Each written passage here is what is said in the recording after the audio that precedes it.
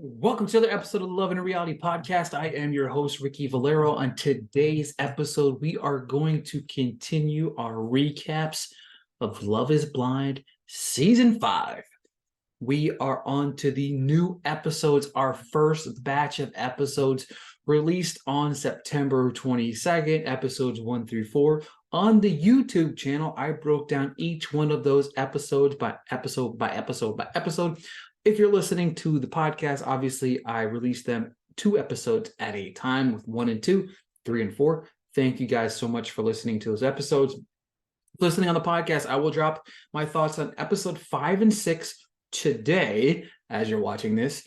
And then, of course, episode 7 will drop on Tuesday. If you're watching here on the YouTube channel, I will be doing an episode 5 recap and then 6, 7 on their own.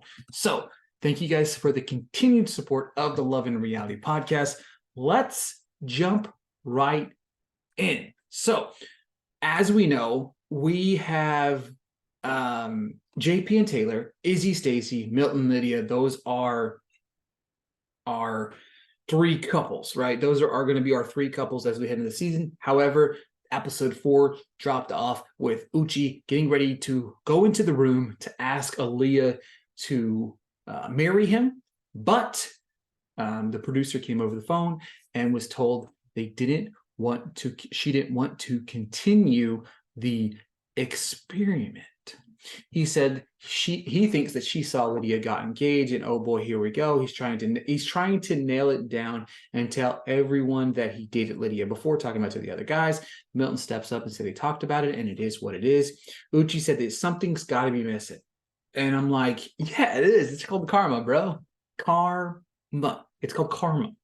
Like, this man had early on, had continuously beat this woman over the head on how she presented herself, about how she opened up and was honest to him about something.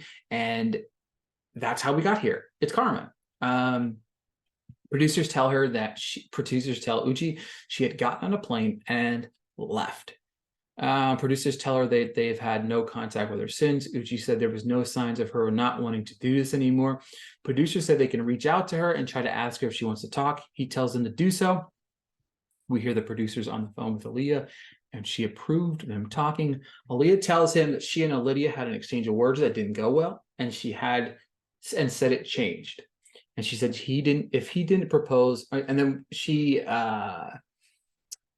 made a joke saying if he didn't propose, then you can have him back. And then Lydia snapped at her when she said that. Aaliyah's crying on the phone. He said, why did you leave? She said, I still want you and I love you. And said, why aren't you here? She said, I really do love you. Uchi's raising his voice, proclaiming his love.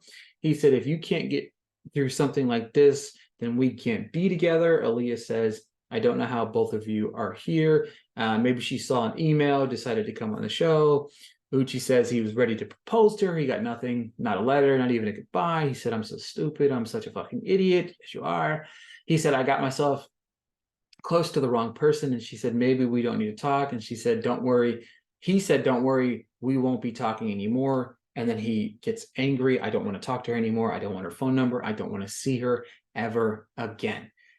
And that's that. Welcome to the world of Uchi and Aaliyah. That's crazy whirlwind of events there. Lydia and Milton are finally getting ready to meet. We kind of knew that was coming. Lydia said the first time someone got to fall in love with me for my personality. The meeting has occurred. She runs into his arms. He said, you're so small. She said, you're so tall. The two share a kiss. Very, very sweet moment. They exchange pleasantries about each other. They kiss again. One of the things I loved about this, there was like a solid makeout session here. It was pretty awesome. He struggled to get the ring out of his pocket. It was kind of adorable. She said this whole exchange here, again, that meeting, probably one of the best meetings we've seen through 5 seasons. Was it the most romantic? No. Was it the most sweetest? No. It was the kind of the funnier ones. She asked him how tall he was. He said 5'10". And then finally he said, I'm 6'7". Lydia said he's nothing like she expected. She said she's marrying a giant. He said she's bossy and loud. But she said she corrected him and said, I'm small and spicy. to make out. And then she jokes, she says, you know, we're probably gonna kiss a lot. And she said, I knew you'd like me. And he said it's the second biggest moment of his life. He said, with the first being when he's going to marry her. And he said he's very, very happy. Stacy, Izzy, Lydia, Milton, JP, and Taylor were all heading to Cancun together. Now, this is where things either become stronger or things go to die. We've seen that so many times on the show where things might be strong, then we go after you take the initial meeting each other at that moment, and into you guys are kind of living, kind of living together in a hotel in this beautiful paradise of island. And what does that look like? How do you sleep? How do you do this? What kind of quirks do you do that I don't like? All those things start to unfold. So it's crazy that we only have 3 couples. Like, that's insane. Like, of all 20 people, we're only getting 3 people to walk down the aisle. It's pretty crazy to even think about. Let's see here. Time to see if these folks can enjoy the bubble. Mexico without any issues. Some random dude is playing a violin in the room. It's JP and Taylor. I would be like, why is this guy in my room? Like, it's weird to me, like that dynamic. Like, I understand maybe he's like in front of their door, but like, you're in my room. It's an invasion of privacy. Taylor funnily says, I've never been in a room that has interiors. And he says, what, a violinist? That was actually pretty funny. She said she overthought their meeting because how awkward it was. And he said it was just awkward. They kissed. She said he has stinky breath. These two are fucking weird, bro. Like, their dynamic is, I don't even know. You know what I mean? It's just very, very weird. Stacey and Izzy, they're talking about stuff. Lydia and Milton. Lydia's broken English makes me laugh. The banter between her and Milton over the broken English is pretty funny. These two aren't shy in the kissing department. They just keep on kissing. He said he's going to grow out the goatee. She said no. Every time he says something she doesn't like, she's like, no. She lays down the law. She said putting the voice to the body and age. She said she's adjusting to his age. I thought age wasn't going to matter. JP and Tyler, these two are weird. And this episode highlighted how really, really, really, really, really, really weird they are. It was, I don't know, like, it's hard to project how I really feel about these two, because watching them back and forth, he kind of just stares at her. And part of the problem here was, I think that he's just an awkward individual until you kind of break into him.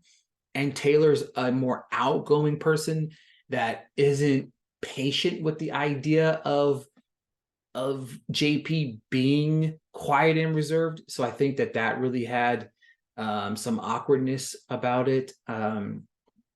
She presses him about the wedding. He said, I'm in it to win it, whatever the fuck that means. She said 4 weeks. It's a lifelong commitment. She doesn't want to get a divorce because of her parents. She said she doesn't know if she is ready. She said she wanted to be honest with him about it. JP said 3 words in a matter of 10 minutes. And one of them was, he said he put the toilet seat down and she was proud. She said, is love blind, JP? And he said, kind of. She keeps trying to kiss him. And he this is weird. And I'm going to give you guys an example. Like, it's like, that's what they did. It was so fucking weird. It was just so weird. Stacey and Easy Time, he's carrying around the room. These are kind of cute together. I liked it. Lydia and Milton are showering together, which is kind of funny because you see that them showering together, like her face is almost like right around his butt. These two waste no time getting freaky. Stacey and Izzy are in the hot tub making out while the others are getting hot and heavy. Taylor and JP are just chilling in bed, weird as fuck. She's trying to put it on. I swear she's trying to put it on him, and he's just like this. Like, it was just so weird. Like, I understand being awkward and the conversational is hard sometimes, but man, like, we get the cool cameras that they get every morning. They wake up, they take some photos. Lydia and Milton, they're talking into the camera. Milton said he woke up and he said he couldn't believe it was real life. It was something that he could get used to. She said she didn't think it would be easy to sleep with, and he laughed and he said it was very easy. I like Milton. I like this dynamic. Very much team Milton and Lydia. Izzy said it was the best night of his life. He asked the most surprising thing, and she quietly said his dick. Apparently, that is not a issue in this relationship, I would guess. Apparently, Miss Stacy clogged the toilet, and he said she could rip some ass, which I thought was hilarious. He said he feels like he's with his best friend. We got JP back and JP and Taylor, sorry, not Tyler. Taylor, and she said I slept good and cuddled him all night. She said, "Did you like sleeping with me?" And he said, "Yeah." I guess you can only drink coffee out of gold cups as well, so they drink their coffee. Awkward silence. Sorry, I just wanted to replicate what the audiences saw there in this episode with JP. She's talking to the camera, said she voiced it last night. She said that she can talk and talk and talk. And she said, that's not how it works. She said, do you think you could sleep with me for the rest of your life? And he said, it was nice. She said, what was nice? And that was his reaction, was complete silence again. She said, maybe I made the wrong decision. He said, I hate being forced into conversation. He said, you could have slept with me. He said, could you sleep with me for the rest of your life? She said, if you don't snore. And he said, just kidding. And said, just kidding. Awkward silence and staring at each other again. Milton and Lydia are by the pool together. He said, I can pass at 27. She said, oh my God, you look 21.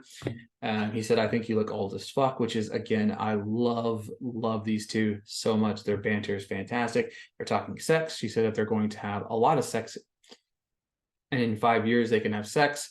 Their sex is only going to get better. He said, what about 10? She said, I'll be old as fuck. And he said, you already are. She said, I'm going to drown you. Again, funny banter, very important in relationships.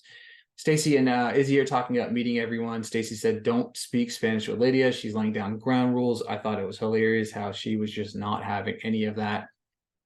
Couples in meeting. Lydia said, seeing Izzy as the man she would have went for in real life, but loves Milton and has no regrets. Izzy, Stacy, Milton, Lydia, they're all having the time of their lives. They're making out, they're running around, they're picking each other up, they're laughing and joking. And then you have JP and Taylor. Weird, man. Like, weird. Stacy said JP is a man and Milton is just a guy that is around. I like you, Stacy, but like, don't make fun of Milton. What do you ever do to you? Izzy said Lydia is an attractive girl, and he said he wanted to be clear of the air between the two of them. Izzy said he cared about her and still does, doesn't want there to be any bad blood, but not having any closure. He said he wouldn't want to have let it go so far if there wasn't an honest connection, but he felt a better connection somewhere else. He wasn't trying to drag you, blah, blah, blah, blah, blah. She said, I can assure you that I love Milton and doesn't want to be on any bad terms with anyone. Milton said, are you getting some action? And JP said, no. JP, that's your fault, bro. Stacey said her only concern is Izzy. Her only concern about Izzy is that he's a player. Stacey said she thinks he is one. Taylor said she doesn't feel comfortable right now. Stacey said she wonders why the connection is off and maybe he is feeling her more than she is feeling him. Stacey said, if you want this to work, you have to step up. Taylor said for sure, and that there's a reason she fell in love with him. Taylor tells JP that she's stressed out because the other couples are so invested and they are not. JP said, fuck that. Got all mad. And she said, are you angry? He said, no. Which he said, fuck that. What are we doing here?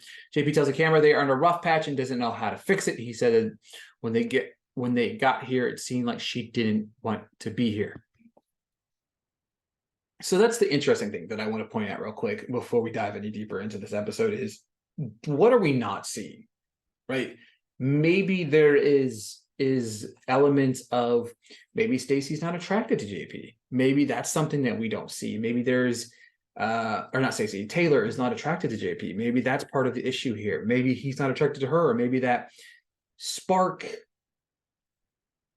that was in the pods, like love is blind. Yes, to an extent. Like you still have to be attracted to the individual. You still have to want to be with that person. You still have to want to touch that person. You still want to have sex with that person. You want to have all of these dynamics.